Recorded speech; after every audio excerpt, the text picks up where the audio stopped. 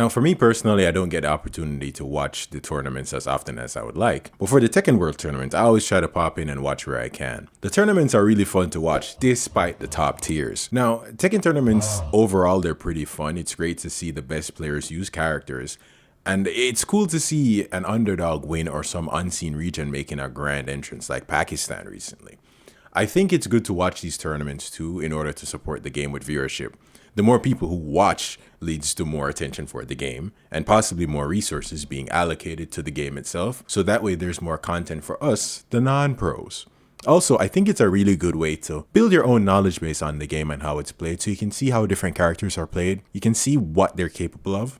And also you get to see different characters being played at the highest level. So you get to see things that you can copy for your own matches that you may not even have known existed, right? But, and there's a big but here, the issue with the tournament, I think right now, is the top tiers, the tiering, right? In the recent tournaments they have been somewhat disappointing for me personally, right? So let's say you have a main that isn't top tier, you're not going to really see them, like maybe Asuka. I think maybe Asuka is like the worst character in the game, but it would be nice to see these lower, like I don't even think I've seen a Leroy in the tournament. Yeah, initially Leroy was really strong in Tekken 7, but he's nowhere in Tekken 8. And you don't get the opportunity to see what your character is capable of. You really only get to see the top tiers being shown off. And I think like for Dragunov, most people know how Dragunov works. We know what his good tools are. We know what his limited weaknesses are, but it's still not fun to watch the same character over and over again. And your character won't get the time of day to actually show off what they're capable of. And one big reason for this is the fact that the top players want the best chance of winning, and thus they're going to use the best / top tier characters. For me personally, I can't really blame them because there's $300,000 on the line. So of course they're going to pick the best character that they can use, be it Dragunov, Jin, or Nina.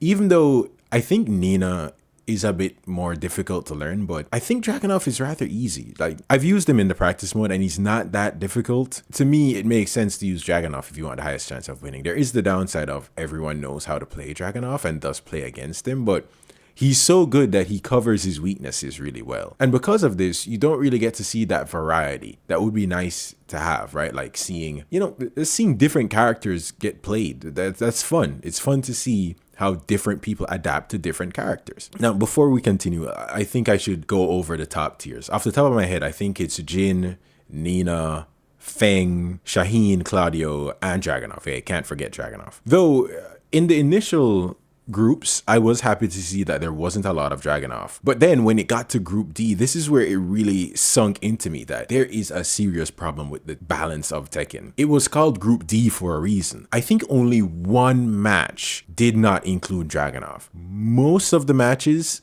except only one, as I said, did not have Dragunov, and that was so disheartening to see. I gotta be honest here. I would have liked to see more different characters, but it was the same for the other groups. I think for Group A, it was mainly Nina and Jin. And then for Group, I believe C, there was a lot of Feng and Shaheen. So you only have a few characters that you see here, even though there are 35 characters in the move list, if I'm correct. Not move list. There are 35 characters in the roster, but you only get to see like 5 and some of the others sprinkled in. I think there was a Steve, there was a Ling Xiaoyu, which I was happy to see. But it kind of feels, you know what? It feels saddening when you see these characters like Steve would pop up and for me, I'm thinking to myself, wow, that's so cool to see a Steve, but he's probably gonna lose to Dragunov. It's very weird to have that mindset, and it ruins the idea of watching a tournament and having that surprise factor. It's not there anymore, right?